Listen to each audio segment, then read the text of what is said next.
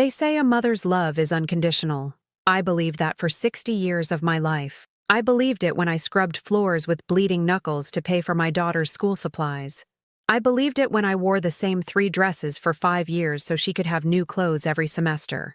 I believed it even when her father walked out, leaving nothing but empty beer bottles and unpaid bills, forcing me to become both mother and father to a child who deserved better than what life had dealt us. My name is Margot, and I have never raised my voice. Not once. Not even when Thomas packed his bags on a Tuesday morning and told me he'd found someone younger, someone who still had dreams. I watched him leave through the kitchen window while stirring oatmeal for our 7-year-old daughter, my hands steady even as my world crumbled. Sarah was eating breakfast, asking why Daddy had so many suitcases, and I told her he was going on a long business trip. The lie tasted bitter, but her smile was worth protecting. For 23 years after that, it was just Sarah and me against the world. I worked 3 cleaning jobs to keep us afloat: the office building downtown at 5 in the morning, Mrs. Henderson's house on weekday afternoons, and the restaurant kitchen on weekends. My hands became maps of hard work, cracked and scarred from industrial chemicals and hot water. But Sarah never went hungry. She never wore secondhand shoes. She never had to explain to her friends why we couldn't afford the class trips. I saved every penny I could, dreaming of the day she'd graduate college, the first in our family to do so. I kept a mason jar on my dresser, adding dollar bills and loose change whenever I could. Sarah's future, I'd written on the label in my careful cursive. Inside that jar was more than money. It was hope crystallized, dreams given weight and substance. Last Tuesday started like any other. I made coffee in the same chipped mug I'd been using since Sarah was 10, the one she'd painted for me in art class with "World's Best Mom," written in purple letters that had faded but never disappeared. The morning light filtered through our small kitchen window, illuminating dust motes that danced in the air like tiny spirits of contentment. This was our routine, our sacred time before the day demanded too much from both of us. Sarah sat at our kitchen table, 23 years old, but still my baby, scrolling through her phone with the intense focus she'd once reserved for coloring books and bedtime stories. Her graduation was just 3 months away, and her final exams loomed like mountains she seemed unwilling to climb. I'd watched her grades slip from A's to C's, watched her professors send concerned emails that she deleted without reading. "Sweetheart," I said gently, setting her favorite breakfast in front of her. Scrambled eggs with cheese, the way she'd loved them since she was 5. "Maybe today you could spend some time with your textbooks instead of your phone. Your constitutional law exam is next week." She didn't look up. Her thumb continued its hypnotic scroll through videos of strangers dancing, strangers cooking, strangers living lives that seemed more interesting than her own. The sound of the phone, that endless stream of music and chatter, filled our kitchen like background noise in a restaurant where no one was really listening. "Sarah," I tried again, my voice still soft, still patient. "I know school is stressful, but you've come so far. Just a few more months and you'll have your law degree. Think about how proud you'll be. Think about how proud I'll be." That's when she looked up. That's when everything changed. Her eyes, which had once sparkled with curiosity and mischief, were cold and distant, like looking at a stranger who happened to share my daughter's face. The phone clattered onto the table as she stood up so quickly her chair scraped against the linoleum floor with a sound like fingernails on a chalkboard. "Mind your own life!" The words erupted from her mouth with such venom that I physically stepped backward, my hip bumping against the counter. "Stop trying to live through me. Stop acting like your pathetic existence means you get to control mine." Before I could respond, before I could even process what was happening, her hand shot out and grabbed my reading glasses. The ones I'd bought at the drugstore pharmacy because I couldn't afford an eye exam. The ones I needed to see the cleaning supply labels and the grocery store receipts and the letters from her school. The glasses flew through the air in slow motion, catching the morning light for just a moment before they struck the kitchen floor. The sound of breaking glass was surprisingly delicate, like wind chimes made of crystal, nothing like the violence of the gesture that created it. I stood there, staring down at the fragments scattered across the linoleum, pieces of plastic and glass that had been essential to my daily existence just seconds before. Without them, the world became softer around the edges, less defined, like looking at life through gauze. "There," Sarah said, her voice suddenly calm again, as if breaking my glasses had released some pressure valve inside her. "Now maybe you can focus on your own problems instead of mine." She picked up her phone and walked toward her bedroom, leaving me alone with the broken pieces and the uneaten breakfast that was already getting cold. Her door slammed with the finality of a judge's gavel, sealing us into our separate chambers of hurt and confusion. I knelt down on the kitchen floor, gathering the fragments with careful fingers, feeling for the sharp edges that could cut unwary skin. Each piece I collected felt like a small death, a part of my ability to see clearly that would never be restored. But it wasn't the glasses that hurt the most. It was the realization that my daughter, the child I'd protected and sacrificed for and loved beyond reason, saw me as nothing more than an obstacle to her happiness. The woman kneeling on that kitchen floor, picking up pieces of broken glass while her heart shattered into equally small fragments, was still me. But something fundamental had shifted in that moment. For the first time in my life, I began to wonder if my silence, my endless patience, my unwavering support, my refusal to raise my voice even when voices needed to be raised, had somehow failed us both. If you enjoy emotional stories like this one, please subscribe to our channel. We're trying to reach 1,000 subscribers and it really helps our work. And comment telling us which city you're watching from. The sound of Sarah's music leaked through her bedroom door, the same mindless videos that had captured her attention while her future crumbled around her. But for the first time, instead of feeling worried or disappointed, I felt something else entirely. Something I couldn't quite name yet, but something that whispered that this story wasn't over. That maybe, just maybe, being invisible wasn't the same thing as being powerless. 3 days passed without a word between us. 3 days of walking around each other like strangers sharing the same small apartment. Our silence heavy with things that should have been said but never were. I bought new reading glasses, the cheapest pair I could find, and continued my daily routine as if my heart hadn't been broken along with those lenses on the kitchen floor. I still made her breakfast every morning, still left it on the table with a napkin folded beside the plate, still hoped she might sit down and we could pretend that Tuesday morning had been a nightmare instead of our new reality. But Sarah would emerge from her room like a ghost, grab a piece of toast, and disappear again without acknowledgement. The eggs I scrambled with such care would grow cold, then scraped into the garbage disposal where they belonged apparently, along with my efforts. On Friday evening, I was folding laundry in the living room, her clothes mixed with mine because I'd always done our washing together, a small domestic ritual that had once felt like love made tangible. I was handling her favorite sweater, the soft blue one I'd bought her for Christmas 2 years ago, when I'd had extra work cleaning the dental office after hours. My fingers traced the delicate knit, remembering how her face had lit up when she'd unwrapped it. That's when I heard voices outside our apartment door. Sarah was talking to someone in the hallway, her laughter bright and musical, the same laugh that used to fill our kitchen during homework sessions and bedtime stories, now shared with someone else while our home remained silent as a tomb. "Oh my God, you should see how she looks at me," Sarah was saying, and I froze, my hands still clutching the blue sweater. Like this wounded puppy dog. It's so pathetic. I broke her stupid glasses and she just stood there. Didn't even get angry.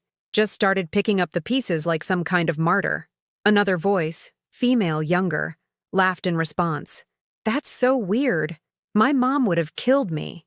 "That's the problem," Sarah continued, and I could hear her keys jingling as she prepared to unlock our door. "She never gets angry, never fights back. She just suffers in silence and expects me to feel guilty about it. It's manipulative, honestly, like emotional blackmail."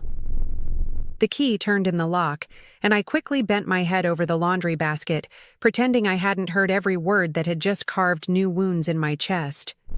Sarah walked in with her friend, a girl I'd never met, dressed in clothes that cost more than I made in a week of cleaning houses. "Mom," Sarah said, her voice flat and perfunctory, "this is Jessica. We're going to study in my room." I looked up, managing what I hoped was a welcoming smile despite the pain radiating through my ribcage. "Hello, Jessica. It's nice to meet you. Are you girls hungry? I could make some sandwiches." "We're fine," Sarah cut me off, not even letting me finish the offer. "We already ate." Jessica was staring at me with undisguised curiosity, her gaze taking in my discount store glasses, my worn cardigan, the careful way I was folding clothes that had been purchased from clearance racks and thrift stores. I could see the judgment in her eyes, the way she was cataloging my appearance and finding it wanting. "So you're Sarah's mom," Jessica said, and something in her tone made it sound like an accusation rather than an observation.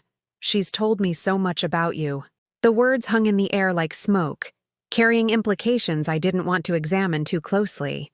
What exactly had Sarah told this stranger about our life, about our struggles, about the sacrifices I'd made to get her to where she was today? "I hope good things," I said, trying to keep my voice light even as my heart hammered against my ribs. Jessica glanced at Sarah, and some silent communication passed between them that I wasn't privy to. "Oh, yes," she said, but her smile didn't reach her eyes. "Very detailed stories." They disappeared into Sarah's room, and soon I could hear their voices again, lower now but still audible through the thin walls of our apartment. I tried not to listen, tried to focus on folding the remaining clothes, but their conversation drifted out like poison gas, seeping into my consciousness whether I wanted it to or not. "This place is so small," Jessica was saying, "and everything is so old." "I know," Sarah replied, and I could hear the shame in her voice. Shame of me, of our home, of the life I'd built for us with my bleeding hands and aching back. "I can't wait to graduate and get out of here.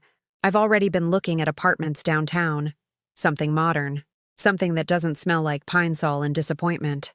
Pine Sol and disappointment. The words hit me like a physical blow, stealing the breath from my lungs. I sank onto the couch, Sarah's blue sweater still clutched in my hands, and tried to process the cruelty of that description. The smell of Pine Sol that she associated with disappointment was the scent of my work, my effort to keep our home clean and comfortable despite our limited resources. It was the smell of love expressed through action, of care manifested in the only way I knew how. "Does she ever leave?" Jessica asked, and both girls laughed. "Hardly ever.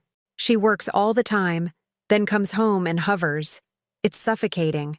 She acts like she's this perfect, selfless mother, but really she's just scared of having her own life, so she tries to live through mine instead."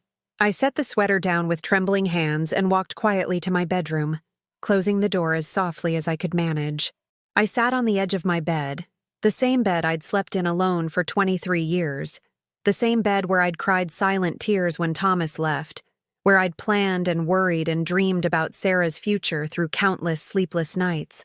The walls of my small room held the evidence of my devotion. Sarah's school photos from kindergarten through college, her academic achievement certificates, the newspaper clipping from when she made the dean's list her sophomore year. I'd been so proud that day, so certain that all our struggles had been worth it. I'd cut out that tiny article and framed it like it was a Pulitzer Prize. Now, staring at those photos, I wondered when my daughter had started seeing my love as a burden rather than a gift. When had my sacrifices transformed from acts of devotion into evidence of my pathetic lack of personal ambition? When had I become the villain in the story I'd thought we were writing together? A soft knock on my bedroom door made me look up. "Mrs. Morrison?" It was Jessica's voice, sweet and artificially concerned. "Sarah wanted me to ask if you have any coffee we could borrow.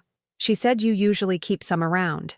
I opened the door to find Jessica standing in the hallway, her expression a masterpiece of false politeness. Behind her, I could see into Sarah's room, where my daughter sat on her bed looking at her phone, not even acknowledging that her friend was asking her mother for favors. "Of course," I said, walking to the kitchen to retrieve the container of coffee I'd bought on sale last week. "How do you girls like it prepared?" "Oh, we have a fancy machine," Jessica said, accepting the coffee with a smile that felt like pity. "Sarah says you don't really understand how to use modern appliances." The casual cruelty of the comment took my breath away. Sarah had told this stranger that I was too stupid, too backwards, too pathetic to operate a coffee machine. She'd reduced years of making do with basic equipment, not because I was incompetent, but because I couldn't afford luxury appliances, into evidence of my inadequacy. "I see," I managed, my voice steady despite the tremor in my hands. "Well, I hope you girls enjoy your study session." "Thanks, Mrs. Morrison," Jessica said, but she was already turning away, dismissing me like hired help who'd served her purpose and could now fade back into invisibility. I watched her return to Sarah's room, heard them both laugh about something, and felt a piece of my heart break off and fall into the hollow space that was growing larger inside my chest. My own daughter was allowing, no, encouraging, a stranger to mock me in my own home, using my love and sacrifice as entertainment for someone who would never understand what it meant to choose your child's future over your own comfort again and again for 23 years. That night, after Jessica left and Sarah locked herself in her room without so much as a good night, I sat at our small kitchen table with a cup of tea made from a bag I'd used twice already, trying to stretch our grocery budget just a little further. The apartment was quiet except for the sounds of traffic outside and the hum of our ancient refrigerator working overtime to keep our modest food supply fresh. I looked around our small home, the place Sarah described as smelling like pine sol and disappointment, and tried to see it through her eyes. The furniture was old but cared for, the walls painted in cheerful colors I'd chosen to make our space feel warm and welcoming. Every item told a story of careful consideration, of making the best choices I could with what I had available. But maybe that was the problem. Maybe I'd been so focused on making our limitations feel like choices that I'd forgotten to acknowledge what we were missing, what I couldn't provide no matter how hard I worked or how much I sacrificed. For the first time since Thomas left, I allowed myself to cry. Not the silent tears I'd shed in private over the years, but the kind of sobbing that comes from the deepest places of disappointment and betrayal. I cried for the daughter I'd raised who no longer saw me as worthy of basic respect. I cried for the 23 years I'd spent believing that love and sacrifice would be enough to build a relationship that could withstand any challenge. But mostly, I cried because I was starting to understand that the woman I'd become in service to others had somehow forgotten to exist for herself. And maybe, just maybe, that was a problem I was finally ready to solve. The invitation arrived on a Tuesday morning, 2 weeks after the coffee incident. Cream-colored cardstock with elegant gold lettering that announced Sarah's upcoming graduation ceremony, followed by a celebration dinner at Romano's, the expensive Italian restaurant downtown where I'd never been able to afford a meal, where the appetizers cost more than I usually spent on groceries for an entire week. I held the invitation with reverent fingers, reading every word twice, memorizing the date and time that would mark the culmination of everything I'd worked toward for 23 years. Sarah Morrison, Juris Doctor. The words shimmered on the page like a promise finally kept, like all those years of bleeding knuckles and aching backs had led to this single, shining moment. "Sarah," I called softly, knocking on her bedroom door.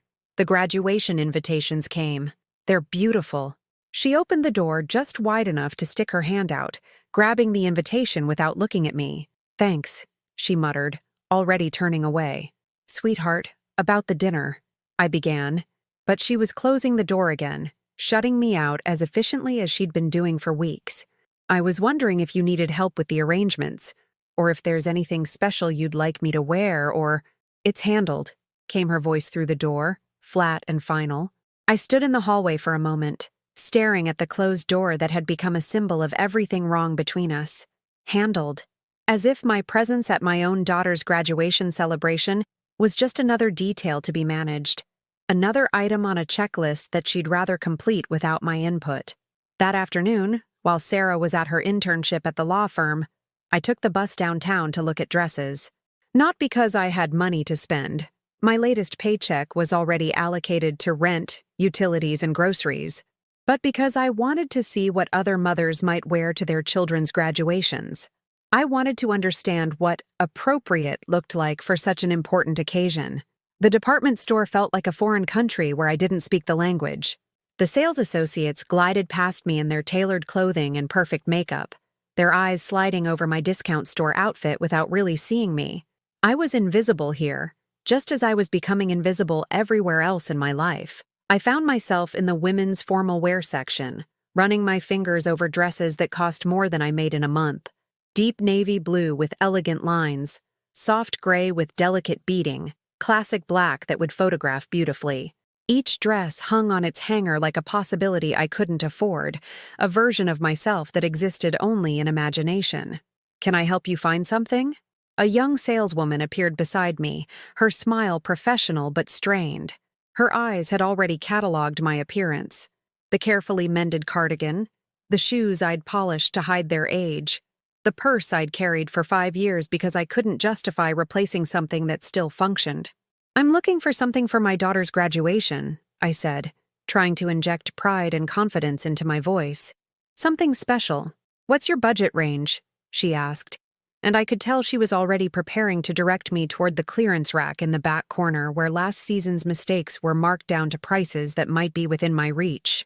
I'm still deciding, I said, which was a lie wrapped in optimism. There was no decision to be made. There was only the stark reality of my bank account balance and the mathematical impossibility of transforming $23 into something worthy of Romano's Italian restaurant. I left the store empty-handed, but with a clearer understanding of the gulf between what I wanted to provide for Sarah's special day and what I could actually afford. The bus ride home took me through neighborhoods where graduation celebrations were being planned by mothers who didn't have to choose between buying a dress and paying the electric bill, where love could be expressed through abundance rather than sacrifice. When I arrived home, Sarah was sitting at the kitchen table with her laptop open, typing furiously on what looked like a long email. She glanced up when I walked in, her expression shifting from concentration to irritation. "Where were you?" she asked, but not with concern, with the annoyed tone of someone whose routine had been disrupted by an employee's unauthorized absence. "I went downtown to look at graduation dresses," I said, hanging my purse on its hook by the door. Sarah's typing stopped abruptly. She looked at me with an expression I couldn't quite read. Surprise, maybe, or embarrassment. "Mom, about that." The way she said "about that" sent a chill through my chest. It was the same tone she'd used as a teenager when she needed to confess something she knew would hurt me. "I've been thinking about the graduation dinner," she continued, her eyes fixed on her laptop screen rather than my face. "And I think it might be better if it was just, my friends and some people from the law firm, professional networking, that kind of thing." The words hit me like a physical blow, but I managed to keep my voice steady. "I don't understand. The invitation said it was a celebration dinner for your graduation." "It is," Sarah said quickly, still not looking at me. "But it's also kind of a professional event. People from the firm will be there, potential employers, It's important for my career." "And I would somehow hurt your career?" The question slipped out before I could stop it, carrying more pain than I'd intended to reveal. Sarah's jaw tightened. "It's not about you personally, Mom. It's just, you wouldn't be comfortable there. It's a different crowd. People who work in law, who understand the business world. You'd feel out of place. Out of place. At my own daughter's graduation celebration, the woman who'd sacrificed everything to make that graduation possible was being told she wouldn't fit in with the people who would benefit from her sacrifice." "Sarah," I said carefully, sitting down across from her at the table that had witnessed thousands of homework sessions and heart-to-heart conversations, "I may not work in an office, but I'm not stupid. I know how to behave in social situations. I raised you to have good manners. Surely I have some myself." She looked up then, and for a moment I saw something that might have been guilt flicker across her face, but it was gone so quickly I might have imagined it. "Look, it's already planned, okay? The reservations are made. People have been invited. It's too late to change anything now. Were you ever planning to invite me?" The question hung between us like smoke, poisoning the air in our small kitchen. Sarah's silence was answer enough. I sat there, absorbing the magnitude of this betrayal. My daughter had planned her entire graduation celebration around my absence. She'd made reservations, sent invitations, organized a party to mark the achievement that I had made possible, and she'd done it all with the explicit intention of excluding me.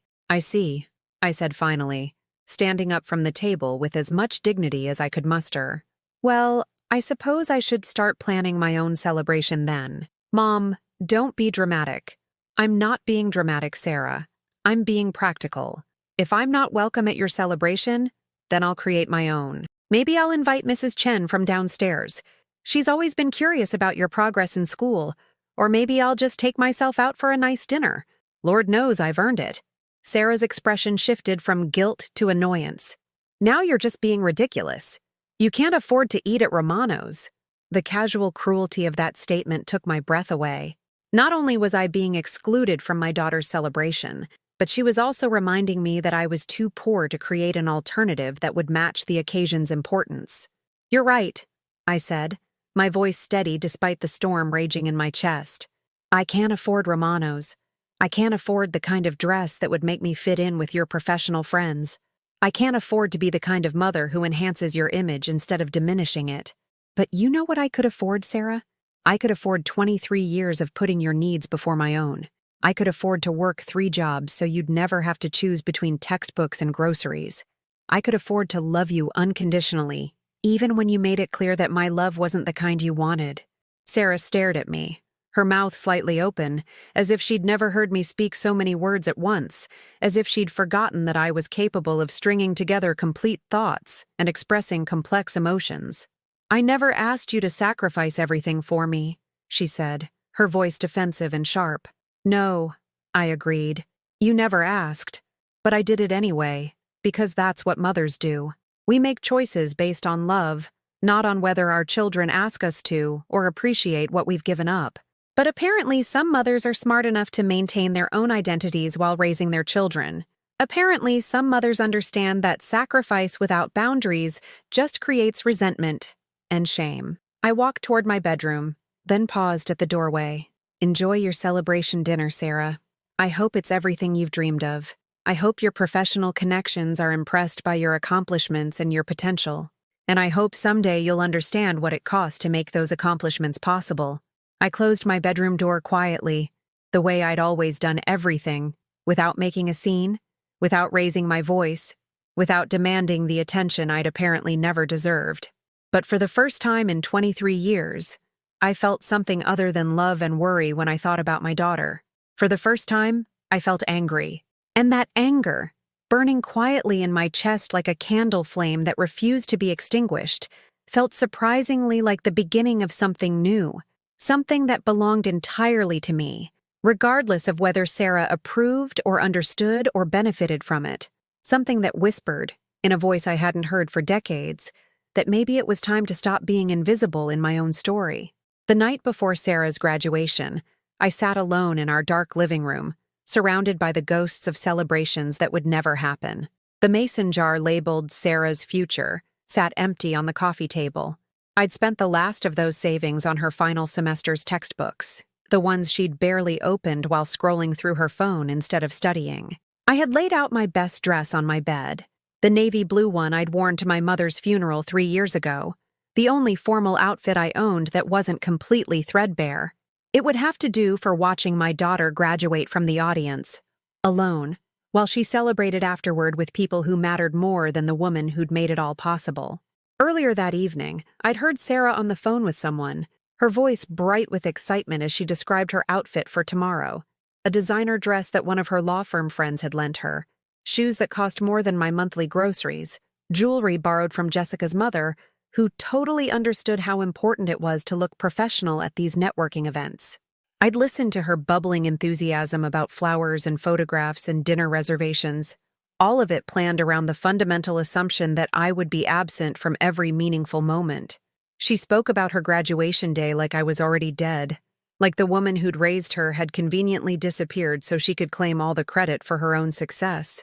That night, sleep wouldn't come. I lay on my narrow bed, staring at the ceiling that had sheltered both our dreams for so many years, and tried to remember when I'd stopped mattering to the only person who'd ever mattered to me. When had my love become an embarrassment? When had my sacrifice become something to hide from people who might judge her for having a mother who cleaned toilets instead of filing briefs? At 2 a.m., I got up and walked to Sarah's bedroom door. A sliver of light showed underneath. She was awake too, probably texting her friends about tomorrow's festivities or reviewing her speech for some professional gathering I'd never be allowed to attend. I pressed my palm against the door, the way I used to when she was little and had nightmares, when my presence could chase away her fears and make her feel safe again. Now my presence was the thing she feared most, the reminder of poverty and struggle that might taint her carefully constructed new identity.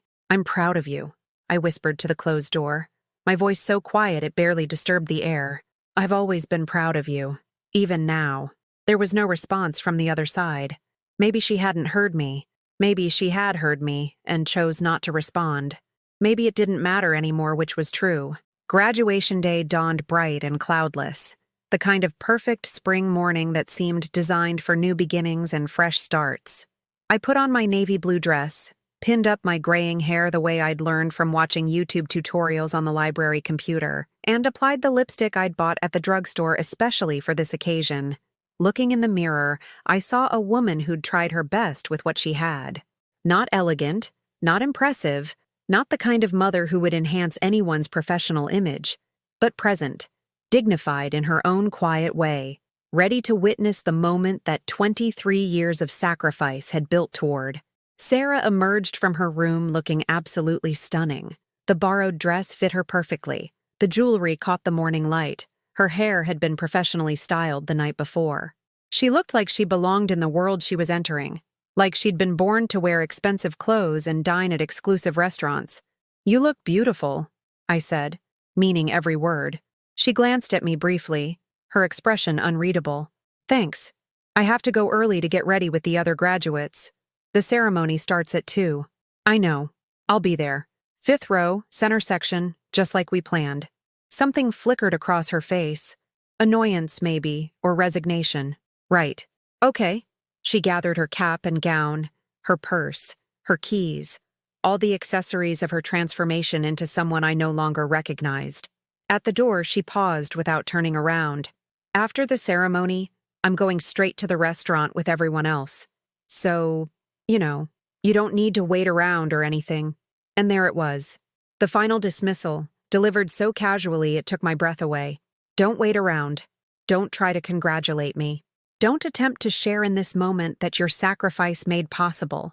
Just disappear. "I understand," I said, and I did. I understood that my daughter was ashamed of me.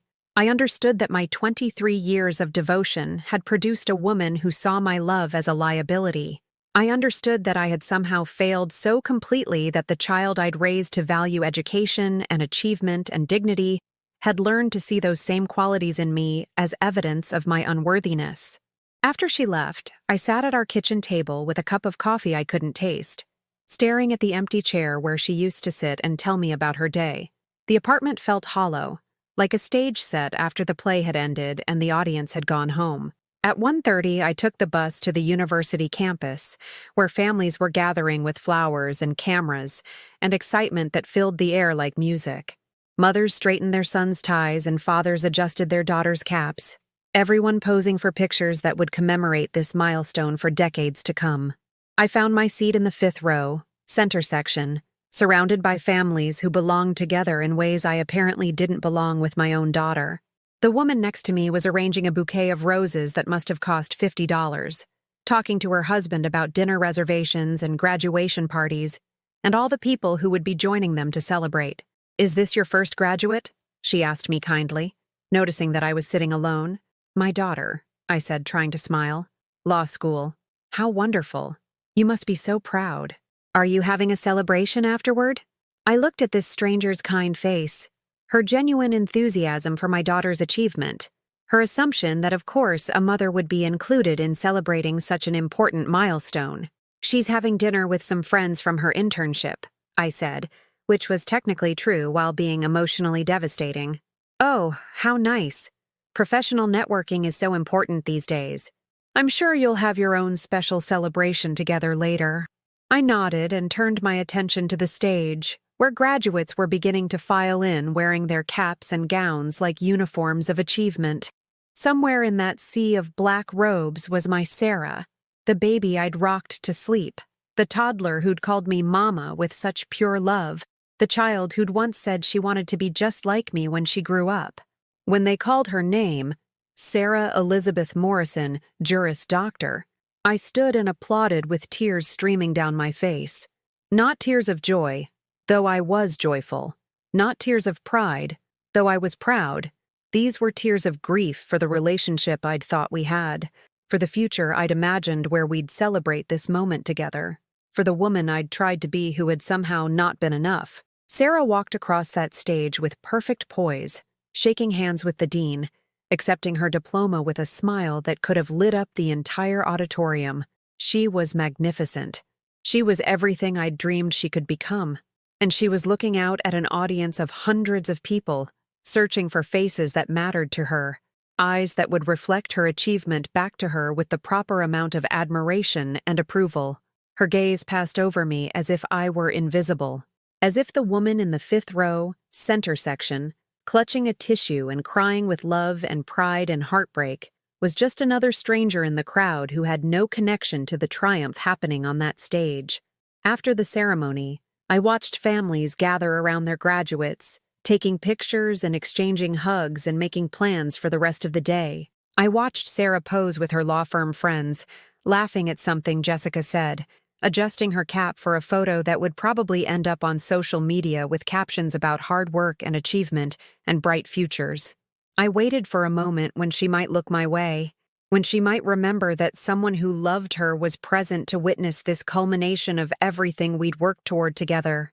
But she was surrounded by people who mattered to her now, people who enhanced rather than diminished her image, people who belonged in the life she was building for herself. So I gathered my purse and walked quietly toward the parking lot where the buses stopped, leaving my daughter to celebrate with the family she'd chosen to replace the one she'd been born into.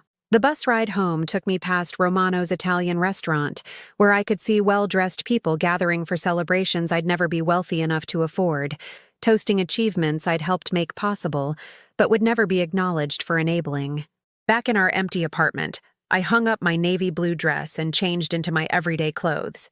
The cardigan with the carefully mended sleeves, the comfortable shoes that had carried me through thousands of hours of work, the simple jewelry that had been gifts to myself during rare moments when I'd had a few extra dollars to spend. I made a sandwich for dinner and ate it standing at the kitchen counter, looking out the window at other people's lives continuing in their normal patterns.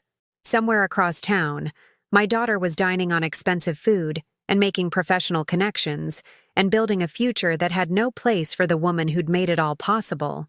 That night, for the first time in 23 years, I allowed myself to imagine what my life might have been like if I'd made different choices, if I'd pursued my own education instead of funding hers, if I'd built a career instead of working multiple dead-end jobs to pay for her opportunities, if I'd created an identity that didn't revolve entirely around being her mother. It was too late for those alternative histories, of course. I was 60 years old, with arthritic hands and a high school education, and no savings account to cushion any risks I might want to take. But for the first time, instead of feeling trapped by those limitations, I felt something else. I felt curious about who I might have been, who I might still become, if I stopped defining myself entirely through my relationship with someone who no longer wanted to be associated with me. Lying in bed that night, listening to the sounds of a world that continued spinning regardless of my personal heartbreak, I had a thought that surprised me with its clarity. Maybe the problem wasn't that I'd loved Sarah too much. Maybe the problem was that I'd loved myself too little. And maybe, just maybe, it wasn't too late to learn the difference. 3 days after graduation, Sarah moved out. Not with fanfare or family discussions or the kind of ceremonial transition I'd imagined when I thought about this inevitable moment. She simply packed her belongings while I was at work cleaning the Henderson house, leaving behind only a note on the kitchen table that read, "Got the apartment downtown. Thanks for everything. We'll call soon. S. Thanks for everything." 23 years of devotion reduced to the same phrase you'd write in a thank you card to someone who'd given you a wedding gift or helped you move furniture. Polite, distant, utterly forgettable. I stood in her empty bedroom, looking at the indentations in the carpet where her furniture had been, the pale rectangles on the walls where her posters and photos had hung. The room felt like an archaeological site, evidence of a life that had happened here but was now just history, just memory, just the ghost of what I'd thought was permanent. For the first time in over 2 decades, I was completely alone. The apartment felt too large and too quiet, every sound I made echoing in spaces that had been filled with another person's presence for so long that I'd forgotten what solitude actually felt like. I made dinner for one person and ate it in a kitchen that no longer needed to accommodate anyone's schedule but my own. That night, I did something I hadn't done since Sarah was 7 years old. I took a bath instead of a quick shower. I filled the tub with hot water, added some lavender oil I'd bought years ago but never used because there was always someone else who needed the bathroom. Always another person's routine to consider before my own. Lying in that warm water, feeling my arthritic joints relax for the first time in months, I tried to remember who I'd been before I became Sarah's mother. Not because I regretted becoming her mother. Despite everything, I would make the same choice again, but because I was curious about the woman who'd gotten lost somewhere in 23 years of selfless service. I remembered loving to read, devouring novels during breaks at my first job, dreaming about the stories I might write someday when I had more time, more education, more confidence in my own voice. I remembered enjoying art museums on their free admission days, standing in front of paintings for long minutes, trying to understand how someone could capture so much emotion in colors and brushstrokes. I remembered having opinions about things that weren't directly related to Sarah's welfare. I remembered caring about politics, about social issues, about ideas that existed beyond the narrow scope of making sure my daughter had everything she needed to succeed. When had I stopped reading for pleasure? When had I stopped thinking about art, about stories, about the larger world beyond our small apartment and my 3 jobs and Sarah's endless needs? The next morning, instead of immediately looking for additional work to fill the financial gap left by Sarah's absence from our household expenses, I did something unprecedented. I went to the public library, not to use the computers for job searching, not to research something practical and necessary, but simply to browse the books I'd been too busy to read for decades. The librarian, a woman about my age with silver hair and paint-stained fingers, noticed me wandering the fiction section with the lost expression of someone who'd forgotten how to choose books for pure enjoyment. "Can I help you find something?" she asked, her voice carrying the kind of genuine interest that I'd almost forgotten existed in human interactions.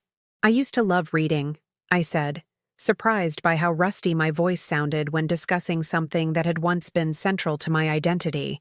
"But it's been a very long time. I'm not sure where to start." "What did you used to enjoy?" she asked, settling into the conversation with the patience of someone who understood that finding the right book was more important than rushing through a transaction. I tried to remember. Stories about women finding their strength, I think. Characters who had to figure out who they were when everything they thought they knew about themselves turned out to be incomplete. She smiled, and I could see understanding in her eyes, as if she recognized a fellow traveler on a journey she'd taken herself. "I have some ideas. But first, let me ask, are you looking for escape, or are you looking for mirrors?" The question caught me off guard. "What do you mean?" "Some books help us escape from our lives," she explained, walking toward a different section of the library. "Others help us see our lives more clearly. Both have value, but it depends on what you need right now." I considered this, following her past shelves lined with thousands of stories, thousands of lives and possibilities and ways of understanding the world that I'd been too busy to explore. "Mirrors, I think," I said finally. "I need to see myself more clearly." Her name was Eleanor, and she became my unofficial guide back into a relationship with books, with ideas, with the parts of myself I'd set aside when survival became more important than growth. She recommended novels about women rediscovering themselves after major life transitions, memoirs of people who'd found purpose in the second half of their lives, poetry collections that spoke to the experience of starting over when you thought your story was already written. I checked out 3 books that first day, more than I'd read for pleasure in the past 5 years combined. That evening, instead of cleaning the apartment that no longer needed to be perfect for anyone but myself, I made a cup of tea and opened the first book Eleanor had recommended. It was about a woman in her 50s who started painting after her husband left her for his secretary. I expected it to be depressing, a story about loss and abandonment that would mirror my own recent experiences. Instead, it was about discovery, about finding talents you didn't know you possessed, about learning that endings could also be beginnings if you had the courage to see them that way. I read until 2 a.m., completely absorbed in someone else's journey of transformation, feeling something I hadn't experienced in decades, curiosity about what might be possible in my own life. The next week, Eleanor mentioned that the library offered community art classes in their basement meeting room every Thursday evening. Nothing fancy, she said. Just a group of people exploring creativity together. The instructor is a retired teacher who believes everyone has artistic ability, regardless of age or experience. I almost said no. I almost listed all the reasons why someone like me didn't belong in art classes. I had no training, no natural talent, no money for supplies, no reason to think I could create anything worthwhile. But then I remembered the woman in the novel I'd just finished, how she'd started with nothing but curiosity and had ended up discovering a passion that transformed her entire sense of who she was. What would I need to bring? I heard myself asking. Just yourself, Eleanor said. Everything else is provided. That Thursday evening, I found myself in the library's basement with 7 other people ranging in age from 35 to 78, all of us gathered around tables covered with art supplies that felt both foreign and familiar in my hands. The instructor, a woman named Grace with paint-stained aprons and an infectious enthusiasm for helping people discover their creative voices, welcomed me like I was exactly who she'd been hoping would show up. Art isn't about being good, she said as we began our first exercise, drawing our hands in charcoal, focusing on observation rather than perfection. It's about paying attention. It's about seeing what's actually there instead of what you think should be there. I looked down at my hands, the hands that had scrubbed floors and changed diapers and prepared thousands of meals, hands that bore the scars and calluses of decades spent in service to others. Under Grace's instruction, I began to really see them for the first time. The way the light fell across my knuckles, the patterns of lines that told the story of my life, the strength that remained despite the arthritis, despite the years of hard work. As I drew, something unexpected happened. The constant noise in my head, the worry about Sarah, the anxiety about money, the endless list of things I should be doing instead of sitting in a basement drawing pictures, went quiet. For the first time in months, maybe years, I was completely present in the moment, completely focused on something that had nothing to do with anyone else's needs or expectations. My drawing wasn't beautiful. It wasn't technically accomplished or artistically sophisticated, but it was honest. It captured something true about these hands that had given so much, that still had more to offer, that could create as well as serve. You have a good eye for detail, Grace said, looking over my shoulder, and you're not afraid to show the story your hands tell. That's rare. Walking home from that first class, I felt something I hadn't experienced in decades. Pride in something I'd accomplished for no one but myself. Not because it would help Sarah or improve our circumstances or fulfill any obligation I had to anyone else, but simply because I'd tried something new and discovered I was capable of more than I'd imagined. When I got home, instead of immediately putting away the small sketch I'd made, I propped it up on my bedroom dresser where I could see it from my bed.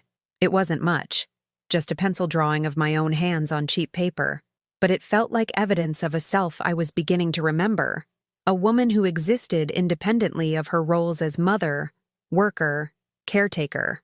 That night, I called the phone number Sarah had left on her note. It went straight to voicemail, her new professional recording that identified her by her full name and credentials. No mention of family or personal connections. Hi, sweetheart, I said to the machine. I just wanted you to know I'm okay. I'm doing some new things. Taking an art class at the library. Reading again. Learning about parts of myself I'd forgotten existed. I hope you're settling in well at your new place. I love you. I hung up without asking her to call back, without requesting a visit, without expressing any need that might burden her new independence. For the first time since she'd graduated, I'd shared something about my life that wasn't centered on her welfare or our relationship. It felt strange. It felt scary. It felt like the beginning of something I couldn't name yet, but was curious enough to explore. As I prepared for bed that night, I caught my reflection in the bathroom mirror and paused. The woman looking back at me was still 60 years old, still showed the wear of decades of hard work and sacrifice. But something in her eyes was different, something that looked less like resignation and more like possibility. Who are you? I asked my reflection, not as a question of despair, but as an invitation to discovery. Who are you when no one else is watching? Who are you when you don't have to be anything for anyone else? The woman in the mirror smiled, and for the first time in longer than I could remember, It wasn't a smile designed to make someone else feel comfortable. It was just for me. And that, I realized, was exactly where I needed to start. 6 weeks into my art classes, something extraordinary happened. What had started as simple pencil sketches of my hands had evolved into something I never expected. I was painting the stories I'd never been allowed to tell. The first painting emerged almost by accident. Grace had encouraged us to explore color and emotion, to move beyond realistic representation toward something more personal and expressive. I found myself mixing deep blues and grays, colors that reminded me of early morning light filtering through our kitchen window during all those years when I'd made breakfast for Sarah while she scrolled through her phone. But instead of painting the kitchen itself, I painted what I'd felt in those moments. A woman's silhouette bent over a stove, her face partially obscured by shadows, while bright light streamed past her toward an empty chair. The emptiness in that chair seemed to glow, demanding attention, while the woman remained in shadow, invisible despite being the source of all the warmth and nourishment in the scene. "This is powerful," Grace said when I showed it to her. "You're not just painting what you see, you're painting what you feel. That takes real courage." Courage. No one had ever used that word to describe anything I'd done. I'd been called patient, selfless, devoted, long-suffering, but never courageous. "I don't feel courageous," I admitted, still staring at the painting that had somehow emerged from my inexperienced hands. "Courage isn't about feeling brave," Grace said, cleaning her brushes with the methodical care of someone who'd spent decades working with art supplies. "It's about doing something truthful when the truth is difficult to face. And this painting," she gestured toward my canvas, "this is absolutely truthful." Over the following weeks, more paintings emerged. A woman's hands holding broken reading glasses, the fragments catching light like tears. A dinner table set for two with one place setting left untouched, the food growing cold while shadows lengthened across the floor. A graduation cap sitting alone on a chair, surrounded by empty space where a celebrating family should have been. Each painting told a part of my story, but not the way I'd lived it. As a victim of circumstance, a woman whose love had been taken for granted. Instead, these paintings showed something else: the dignity in service, the beauty in sacrifice, the profound love that could exist even in the presence of heartbreak. Eleanor, my librarian friend, was the first person outside our art class to see my work.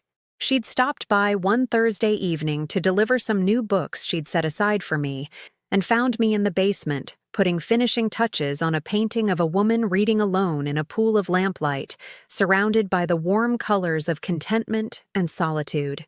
"Margot," she said, her voice soft with something that sounded like awe, These are remarkable. They're just exercises," I said quickly, uncomfortable with praise I didn't feel I deserved. "Grace gives us prompts and we try to interpret them. I'm still learning the basics." "No," Eleanor said firmly, moving from canvas to canvas with the careful attention of someone who'd spent her career evaluating worthwhile content. "These aren't exercises. These are, well, they're statements, stories. They speak to something universal about women's experiences, about love and sacrifice and finding dignity in difficult circumstances." She paused in front of the painting with the broken glasses, studying it with an intensity that made me nervous. "Margot, have you ever considered showing these publicly? There's a community gallery downtown that features local artists, people who are exploring themes of social significance. I really think people need to see these."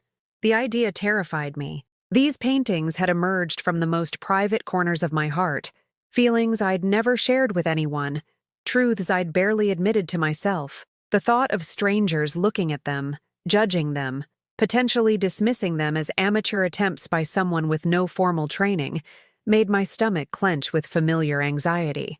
"I'm not ready for that," I said. "I'm still learning. Maybe someday when I'm better at this." Eleanor nodded, but I could see she wasn't convinced by my protests. "Well, when you are ready, let me know. I have some connections in the arts community, people who understand that technical skill isn't the only thing that makes art worth seeing." That night, I stood in my empty apartment looking at the small canvases I'd propped against the walls of my living room. In the past 6 weeks, I'd created more beauty than I'd ever imagined I was capable of. These weren't just paintings. They were conversations with parts of myself I'd thought were lost forever.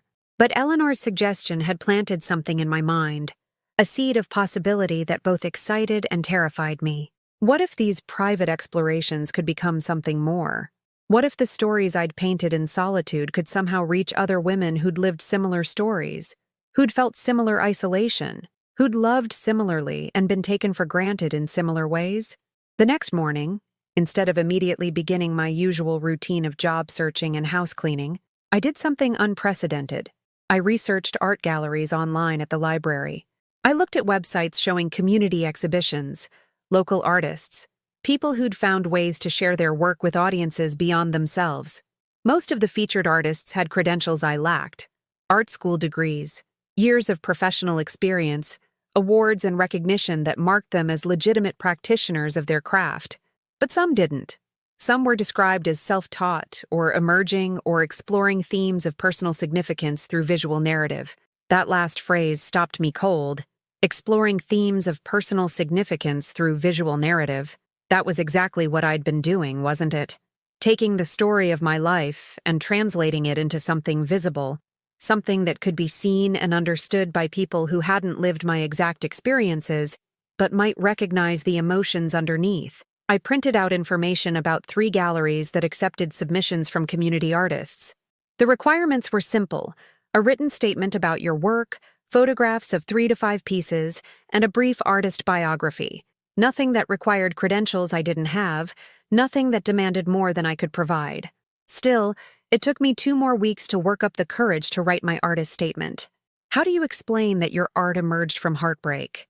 How do you describe the experience of discovering creativity in your 60s, of finding your voice just when you thought you'd been permanently silenced? In the end, I wrote the truth. My name is Margot Morrison, and I am 60 years old.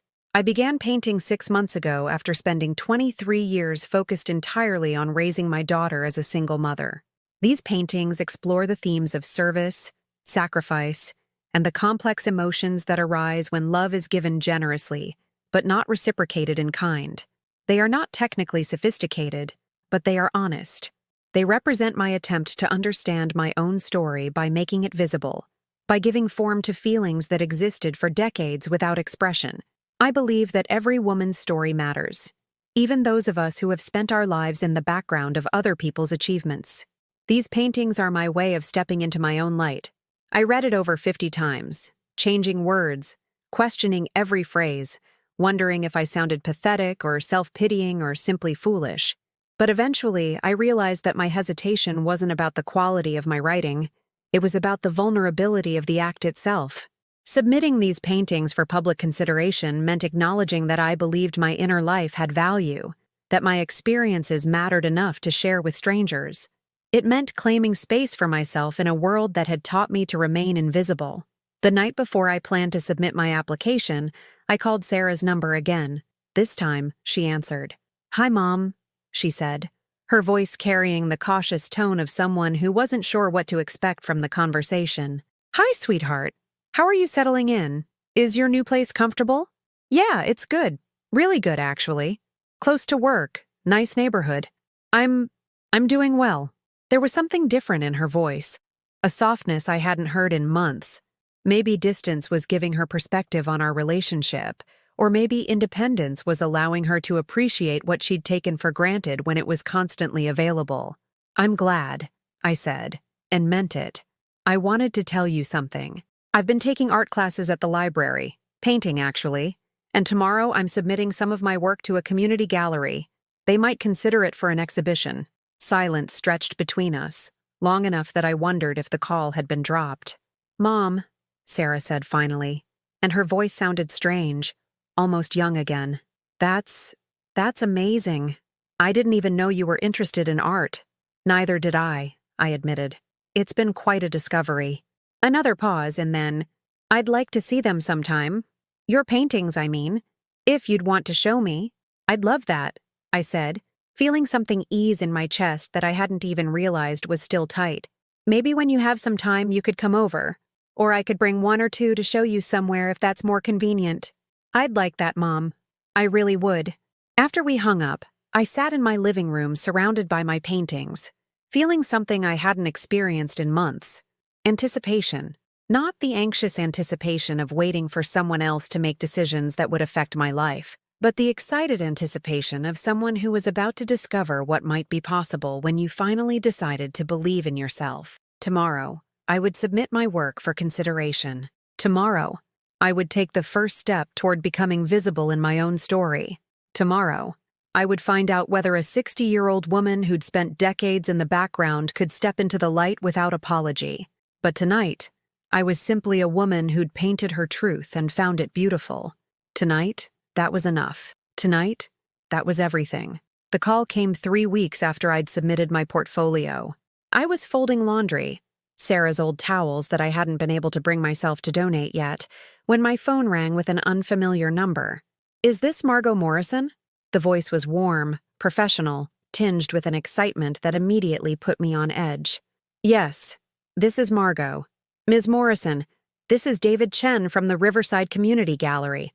I'm calling about your submission to our Emerging Artists exhibition." My heart stopped beating for what felt like several seconds. In those weeks since mailing my portfolio, I'd rehearsed this conversation dozens of times, preparing myself for the polite rejection I was certain would come. Art galleries didn't showcase the work of 60-year-old women who'd learned to paint in library basements. They didn't celebrate stories of domestic sacrifice and invisible heartbreak. "We'd like to include your work in our upcoming show," David continued, apparently unaware that he'd just turned my entire understanding of myself upside down. "Your paintings? Well, they've generated quite a response among our selection committee. We had unanimous agreement, which is rare. The exhibition opens in 6 weeks, and we'd like to feature 4 of your pieces." I had to sit down on Sarah's old bed, surrounded by towels that smelled like the lavender detergent I'd been using for years, trying to process what I was hearing. Are you sure?" I managed. "You have the right Margot Morrison? The one who just started painting 6 months ago?" David's laugh was kind, understanding. "Yes, we have the right person. Ms. Morrison, technical training isn't everything in art. Your work has something that can't be taught: authenticity, emotional resonance, a unique perspective on universal experiences. Our committee was particularly moved by your piece with the broken glasses. One member said it captured something about motherhood and sacrifice that she'd never seen expressed so powerfully in visual art." After I hung up, I sat in that room for a long time, holding Sarah's towels and trying to understand what had just happened.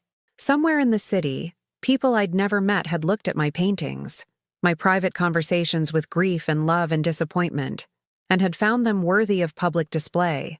They'd seen something in my amateur brushstrokes that I was still learning to see in myself. The next 6 weeks passed in a blur of preparation and nervous anticipation. David walked me through the exhibition process, explaining how my paintings would be hung, how the opening reception would work, how visitors would be able to read my artist statement alongside the visual work. "We're expecting quite a crowd," he mentioned during one of our planning conversations. "Your story has really resonated with people. We've had several local media outlets express interest in covering the exhibition, particularly the angle of someone discovering their artistic voice later in life. Media coverage. The idea terrified me almost as much as it thrilled me. I'd spent 60 years trying to remain invisible, and now strangers with cameras and notepads might want to ask me questions about my private emotional journey made public through paint and canvas. 2 weeks before the opening, I finally worked up the courage to call Sarah and tell her about the exhibition. I'd been putting off this conversation, partly from fear that she'd be embarrassed by her mother's sudden public visibility, and partly because I wasn't sure I was ready to share this new part of myself with the person who'd caused so much of the pain that had inspired my art. "Mom, that's incredible." Her reaction surprised me with its genuine enthusiasm. "A real gallery exhibition? With your paintings on the walls and everything?" "4 paintings," I said, trying to sound casual about what felt like the most significant achievement of my adult life. "It's just a community gallery, nothing fancy." "Mom, stop downplaying this. This is huge. I'm so proud of you." Proud of me. Words I'd waited 23 years to hear, now coming at a moment when I'd finally stopped needing them for my sense of self-worth. "The opening reception is Friday evening," I said carefully. "You're welcome to come if you'd like to. No pressure, though. I know you're busy with work and settling into your new life. Of course I want to come, Sarah said immediately. I wouldn't miss it. Mom, I can't believe you've been doing all this and I didn't know about it. I mean, I knew you'd mentioned art classes, but I had no idea you were this serious about it. There was something in her voice I couldn't identify at first. A note of surprise, maybe, or confusion, as if she was realizing that her mother had an entire inner life she'd never bothered to inquire about, capabilities she'd never suspected, dreams she'd never considered might exist. The night before the opening reception, I couldn't sleep. I walked through my apartment, looking at the spaces on the walls where my paintings had hung for months before I'd delivered them to the gallery. The apartment felt empty without them, but not the lonely emptiness I'd experienced after Sarah moved out. This was the productive emptiness of someone who'd poured herself into something meaningful and was waiting to see what would come back. I'd bought a new dress for the occasion, nothing expensive, but something that felt appropriate for stepping into a version of myself I was still learning to inhabit. Navy blue, simple lines, professional enough for someone who might be interviewed by local reporters, dignified enough for someone whose work was being celebrated by people who understood the difference between technical skill and emotional truth. Friday evening arrived with the kind of perfect autumn weather that makes everything feel possible. I took the bus to the gallery, watching familiar neighborhoods pass by through windows that reflected a woman I was still getting used to seeing. Someone who'd created something worth celebrating. Someone whose story mattered enough to hang on walls where strangers would encounter it and possibly recognize their own experiences reflected back at them. The Riverside Community Gallery was a modest space in an arts district I'd never visited before, surrounded by coffee shops and bookstores, and the kind of creative energy I'd always admired from a distance. Walking up to the entrance, seeing my name listed on a poster among the featured artists, felt surreal enough that I wondered if I might be dreaming. David met me at the door, his smile warm and welcoming. Margot, you look wonderful. Are you ready for this? The gallery was already filled with people, more people than I'd expected, certainly more than I'd ever imagined would be interested in paintings created by someone like me. They moved from canvas to canvas with the careful attention of people who understood that art was meant to be experienced, not just glanced at. And there, on the walls of this public space, hung my private conversations with pain and beauty and the complicated emotions that come from loving someone who doesn't love you back in the same way. Under professional lighting, properly framed, surrounded by the reverent attention of strangers, my paintings looked like something created by a real artist. They looked important. I accepted a glass of wine from a server and began moving through the crowd, listening to fragments of conversation about my work. A middle-aged woman stood in front of the broken glasses, painting with tears in her eyes, telling her friend about her own ungrateful adult children. An elderly man studied the empty chair painting and nodded with recognition, murmuring something about his late wife to his companion. These strangers were seeing their own stories in my brushstrokes, finding pieces of their own experiences reflected in images I'd painted from the depths of my most private pain. My invisibility had been transformed into visibility not just for myself, but for anyone who'd ever felt unappreciated, taken for granted, loved without receiving love in return. Excuse me, are you Margot Morrison? A young woman with a press badge approached, notebook in hand. I'm Jennifer Walsh from the City Arts Weekly. Would you mind if I asked you a few questions about your work? As she interviewed me about my journey from library art classes to gallery exhibition, I found myself speaking with confidence I didn't know I possessed about themes and emotions I'd spent decades keeping private. I talked about the universality of certain kinds of heartbreak, about finding creative expression later in life, about the importance of making space for stories that don't usually get told in public forums. Your artist statement mentions that you spent 23 years focused entirely on raising your daughter, Jennifer said, her pen poised over her notepad. Was that experience part of what inspired these particular paintings?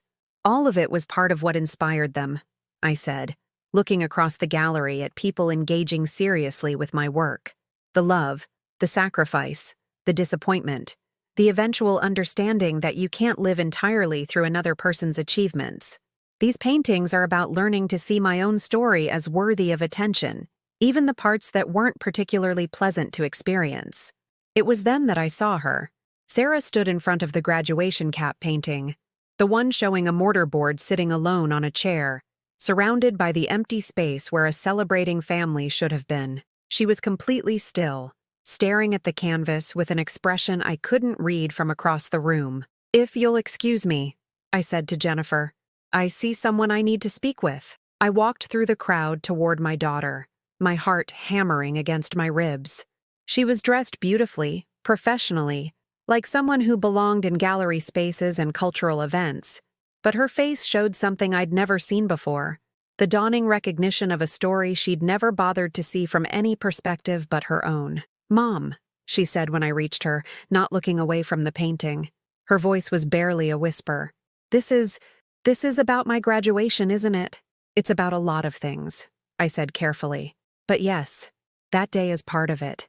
She turned to look at me then, and I saw tears in her eyes that she was trying not to let fall. I didn't realize. Around us, other visitors to the gallery continued their conversations about art and meaning and the power of visual storytelling to illuminate experiences that words alone couldn't capture. But in that moment, it felt like Sarah and I were completely alone with 23 years of misunderstanding finally being examined in the light. "Mom, I need to see the rest of them," she said, her voice stronger now but still shaky.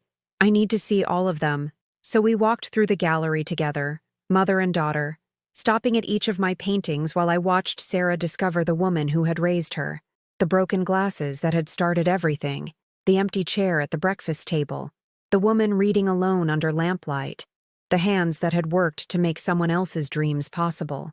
At each painting, I could see understanding dawning in her eyes, recognition of moments and emotions she'd witnessed but never truly seen.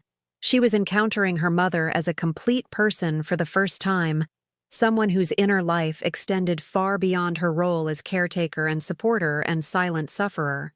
"I was so cruel to you," she said finally, standing in front of the last painting, the one showing a woman's silhouette bent over a stove, forever in shadow while light streamed toward an empty chair. "You were young," I said, though we both knew that 23 wasn't really young enough to excuse the level of dismissal and cruelty she'd shown me. "You were trying to become independent, to build your own life. Sometimes that process is messier than anyone expects." "No," Sarah said, turning to face me fully. "I was ashamed of you, of our life, our apartment, your job. I was ashamed of where I came from, and I took that shame out on the person who'd sacrificed everything to get me where I was. These paintings, they show me what I was too selfish to see. They show me what I threw away." The gallery continued to hum with conversation around us, people discovering new artists and discussing the themes that connected individual works into a coherent exhibition. But for me, the most important audience was standing right in front of me, finally seeing what had always been there, finally understanding the cost of love that gives everything and asks for nothing in return. "It's not thrown away," I said, reaching out to touch her face the way I'd done when she was small and needed comfort. "We're still here. We're still us. Maybe we can figure out who that is now that we're both seeing more clearly." Sarah covered my hand with hers and nodded, unable to speak through tears that she was no longer trying to hide. Across the gallery, people continued to view my paintings, to find pieces of their own stories reflected in images I'd created from the deepest wells of my own experience. But the most important conversation was happening right here, between a mother who'd finally learned to see herself as worthy of attention and a daughter who was finally ready to give it. 6 months after the gallery opening, I received an unexpected phone call that would change everything once again. The voice on the other end was crisp, professional, tinged with the kind of excitement that comes from discovering something remarkable in an unexpected place. "Ms. Morrison? This is Rebecca Martinez from the Metropolitan Museum's Community Outreach Program. We've been following the coverage of your exhibition at Riverside Gallery, and we'd like to discuss featuring your work in our upcoming showcase of local artists who found their voice later in life." The Metropolitan Museum. I had to sit down, my hand trembling as I held the phone. This wasn't a community gallery or a local arts center. This was an institution where world-renowned artists displayed their work, where people traveled from across the country to see collections that defined cultural significance. "We're particularly interested in your series about invisible women's experiences," Rebecca continued. Your work speaks to something that's been largely absent from mainstream artistic discourse. The stories of women who've lived primarily in service to others, whose sacrifices have gone unrecognized, whose inner lives have remained hidden. We believe your paintings could reach a much larger audience, could start conversations that need to happen about how we value different kinds of contribution to society. After I hung up the phone, I sat in my apartment, the same small apartment where Sarah had once been ashamed to bring her friends, where I'd eaten countless solitary dinners after being excluded from her celebration. But everything felt different now. The space that had once felt like evidence of my limitations now felt like the launching pad for possibilities I'd never imagined. My relationship with Sarah had transformed completely since that night at the gallery.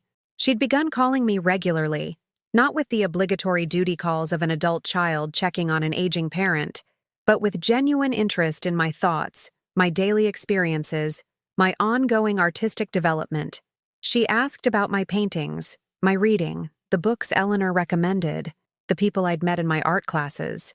More importantly, she'd started sharing details about her own life that went beyond professional accomplishments. She talked about feeling overwhelmed at her new job, about struggling with imposter syndrome, about missing the comfort and security she'd taken for granted when we lived together. For the first time in years, she spoke to me like I was someone whose wisdom and perspective might actually be valuable. I've been thinking a lot about what you said that night at the gallery, she told me during one of our phone conversations, about not being able to live entirely through another person's achievements. I think I did that to you, but in reverse. I tried to define myself by rejecting everything you represented instead of understanding what you'd actually accomplished. We'd begun having regular dinners together, sometimes at restaurants she chose and paid for, sometimes in my apartment where I cooked the meals she'd once taken for granted. During these visits, she'd study my newer paintings with the attention of someone trying to understand a language she was still learning to speak. I never knew you had thoughts about art, about politics, about anything beyond my immediate needs, she said one evening, looking at a painting I'd completed the week before, a self-portrait showing a woman emerging from shadows into light, her hands stained with paint instead of cleaning chemicals. I turned you into a one-dimensional character in my own story, instead of recognizing that you were the protagonist of your own life. The Metropolitan Museum exhibition opened on a crisp October morning that felt like the first day of an entirely new existence. The museum's PR department had generated significant media attention, articles in major newspapers, interviews on local television programs, features in art magazines that I'd never imagined would consider my work worthy of coverage. Standing in one of the most prestigious art institutions in the country, watching hundreds of people engage seriously with paintings I'd created in a library basement felt like stepping into someone else's dream. But it was my dream, I realized, one I'd been carrying for decades without acknowledging its existence, even to myself. The exhibition drew visitors I never could have anticipated. Elderly women who'd sacrificed their own ambitions for their families, middle-aged daughters who were finally understanding their mother's choices, young women who were learning to recognize the difference between love and servitude. They stood in front of my paintings with expressions of recognition, sometimes tears, often conversations with their companions about similar experiences in their own lives. But the most meaningful visitor arrived on the exhibition's third day. I was sitting on a bench in the gallery, watching people interact with my work and still marveling that any of this was real, when I saw a familiar figure approaching. Sarah walked toward me carrying a bouquet of flowers, not the expensive arrangements she used to buy for her graduation or professional celebrations, but simple daisies and sunflowers, bright and cheerful and chosen with obvious care. She was dressed casually, having taken the day off work specifically to spend time at the museum, to see her mother's art displayed in one of the most respected cultural institutions in the city. "Mom," she said, sitting beside me on the bench, "I've been walking through this exhibition for 2 hours and I keep having the same thought over and over." "What's that?" I asked, accepting the flowers and inhaling their simple, honest fragrance. "I keep thinking about how many people are going to see these paintings. Thousands, probably. And every single person who looks at your work is going to understand something about love and sacrifice and the value of invisible contributions that I somehow missed for 23 years, even though I was living right in the middle of it. She gestured toward the painting of the broken glasses, which had drawn constant attention from museum visitors since the exhibition opened. That painting is going to teach more people about motherhood and gratitude than anything I could ever accomplish in my legal career, she continued. You've taken our most painful moments and transformed them into something that educates, that inspires, that helps other people feel less alone in their own experiences. You've done something I never could have imagined was possible.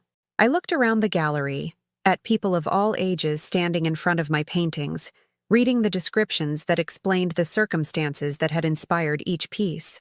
A young mother was pointing out details in the breakfast table painting to her teenage daughter, clearly using it as a starting point for conversations about appreciation and recognition. An elderly man was sketching notes in a small notebook, apparently planning to share what he'd seen with someone who couldn't visit the museum themselves. I never painted them to teach anyone anything, I said honestly. I painted them because I needed to understand my own experience, to make sense of feelings I'd never been able to express in words. I know, Sarah said, and that's what makes them so powerful. They're not preachy or manipulative. They're just true. They show what love looks like when it's not being performed for an audience, when it's not seeking recognition or reward. They show what I couldn't see when I was living inside that love every day.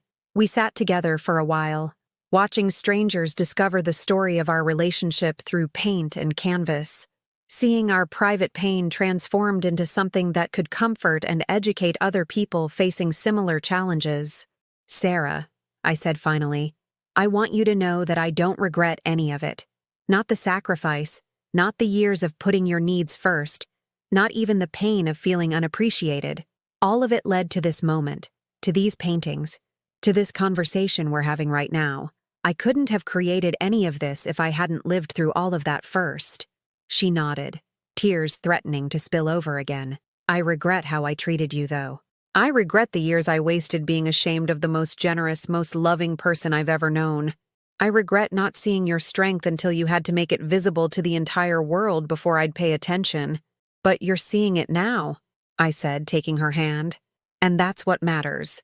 We can't change what happened before, but we can decide who we want to be going forward. Over the following months, as the exhibition traveled to other cities and my paintings reached even larger audiences, I continued to receive letters from people who'd seen my work and recognized their own experiences in it. Mothers who'd felt invisible in their own homes. Adult children who were beginning to understand what their parents had given up for them. Women of all ages who were learning to see their own stories as worthy of attention and respect. But the most significant change was happening much closer to home. Sarah had begun bringing friends to visit me, not with the shame she'd once shown about our modest apartment, but with obvious pride in introducing them to a woman whose inner life had proven far richer than anyone had imagined. She spoke about my art with genuine enthusiasm, about my journey with real admiration, about our relationship with the respect of someone who'd learned to recognize love, even when it came in forms she hadn't initially understood. One evening, 6 months after the Metropolitan exhibition opened, Sarah came for dinner carrying a small wrapped package. "What's this?" I asked, accepting the gift with curiosity. "Just something I saw that reminded me of you," she said, settling into the kitchen chair where she'd once sat scrolling through her phone while I tried desperately to engage her attention. Inside the wrapping was a coffee mug, simple white ceramic with text printed in elegant script. "Artists don't create from nothing. They create from everything. I saw it in a museum gift shop in Chicago," she explained. "I was there for work, but I spent my free afternoon walking through their art collection, thinking about what you'd taught me about seeing beauty in places I'd never thought to look before. This mug was sitting on a shelf next to books about famous painters, and I realized that you belong in that company now. Not because you're famous, but because you've done what all real artists do. You've taken your lived experience and transformed it into something that helps other people understand their own lives more clearly." I held the mug carefully, reading the words again. Creating from everything. That's exactly what I'd done, wasn't it? Taken 23 years of invisible service, moments of heartbreak and disappointment and love that went unrecognized, and transformed all of it into something visible, something valuable, something that could reach across the distance between strangers and say, "Your experience matters. Your story deserves to be told. Your pain can become something beautiful if you're brave enough to give it form." "Thank you," I said, meaning more than just the mug. "Thank you for seeing me now, for understanding what I was trying to do, for becoming someone who values what I have to offer. Thank you," she said, reaching across the table to take my hand, "for never giving up on me, even when I gave you every reason to. Thank you for showing me that love doesn't mean making yourself invisible. It means making the people you love feel visible. I'm still learning how to do that, but I want to learn. I want to love you the way you've always loved me." Later that evening, after Sarah had gone home to her downtown apartment, I made tea in my new mug and sat in my living room surrounded by the paintings I'd kept for myself, the ones that didn't fit the exhibition themes, but still meant something to me personally. My apartment no longer felt small or modest or embarrassing. It felt like the studio of a working artist, the home of a woman whose inner life was rich enough to fill canvases and galleries, and the hearts of strangers who recognized their own stories in hers. At 61 years old, I had become the protagonist of my own story, not because I'd stopped loving Sarah or stopped being her mother, but because I'd learned that love without boundaries becomes a prison for everyone involved. I'd learned that sacrifice without self-respect teaches the wrong lessons about what women are worth. I'd learned that becoming invisible in service to others doesn't make you noble. It makes you extinct. But most importantly, I'd learned that it's never too late to remember who you are when no one else is watching. It's never too late to create something beautiful from the raw materials of your own experience. It's never too late to step into your own light and discover that you were never as small or insignificant as you'd been taught to believe. I raised my cup of tea in a quiet toast to the woman I'd been and the woman I was becoming, to the journey that had led me from invisible service to visible art, from background silence to foreground truth. "Here's to late bloomers," I said to my reflection in the dark window, "and to the beauty that emerges when we finally stop apologizing for taking up space in our own lives." The apartment filled with the sound of my own laughter, not the careful, controlled laughter I'd used to keep peace for decades, but the full, rich laughter of a woman who'd finally learned the difference between being loved and being seen, between being needed and being valued, between existing for others and existing for herself. And in that moment, surrounded by the evidence of my own creative power and the promise of a relationship rebuilt on mutual respect, I understood that the best stories don't end with revenge or dramatic justice served cold. The best stories end with a woman remembering who she was before the world taught her to be smaller, and deciding, finally, completely without apology, to take up all the space she deserves in her own beautiful, complicated, absolutely worthy life.